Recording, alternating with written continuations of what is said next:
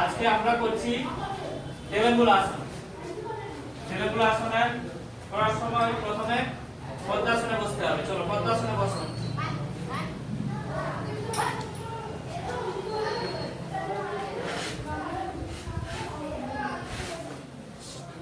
হ্যাঁ, এবারে দুটো হাত হিপের নিচে নিয়ে যাও। পুরো শরীরের ভর হাতের উপরে নাও।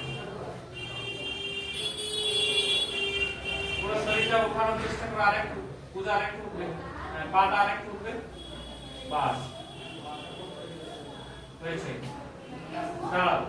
এটার নাম হচ্ছে দেবেনগুলো আসন। এই আসনের উপকারিতাগুলো কি কি? এই আসন উপকারিতাগুলো বলতে পারবে তোমরা?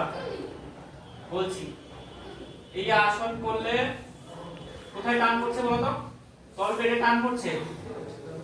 তল পেটের পেশির গঠন ভালো হয় এটাতে। আর অশ্বরোগ ও হার্নিয়া যাদের আছে তাদের পক্ষে বিশেষ উপযোগী এই আসনটা। আচ্ছা, রিল্যাক্স হয়ে যাও এবার, বসো।